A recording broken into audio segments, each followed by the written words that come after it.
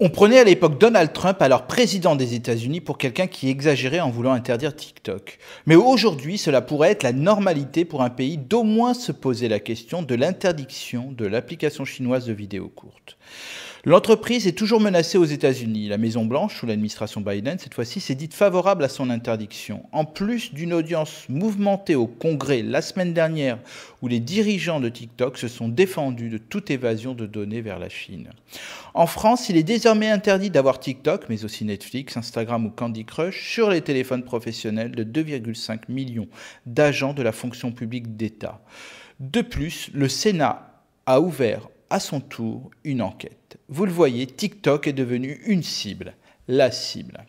Cette enquête parlementaire au Sénat doit donc permettre de faire la lumière sur les pratiques de l'entreprise chinoise en matière de protection des données, de modération des contenus et d'influence politique. Face à ces soupçons et ces potentiels risques d'interdiction, TikTok se montre étonnamment serein, coopératif, voire même volontaire. La société se défend en effet de toute anomalie, ingérence ou espionnage. Elle affirme respecter les lois des pays où elle opère et ne pas partager les données de ses utilisateurs avec le gouvernement chinois, même si les dernières conditions générales d'utilisation semblent démontrer le contraire. Elle assure également promouvoir la diversité et la créativité sur sa plateforme qui compte plus d'1 milliard d'utilisateurs dans le monde.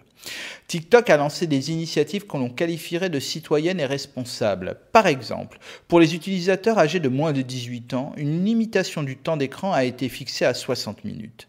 TikTok a ajouté aussi davantage de contrôles parentaux.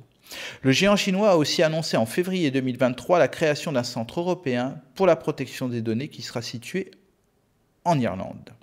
Ces initiatives suffiront-elles à convaincre les sénateurs français? Rien n'est moins sûr. Quand une société n'a rien à se reprocher, ferait-elle autant d'actions par elle-même comme celle-ci? La France comme les États-Unis sont engagés dans une bataille stratégique mêlant géopolitique et puissance économique avec la Chine, avec comme fin le contrôle de l'Internet mondial. TikTok apparaît comme un symbole fort de la puissance et de l'ambition chinoise dans ce domaine. Dans les semaines à venir, TikTok sera de plus en plus sur surveillance. Facebook, Google et consorts, habituellement scrutés de toutes parts, pourraient passer pour des anges. Mais il y a fort à parier que le statu quo actuel ne sera plus possible. À la semaine prochaine.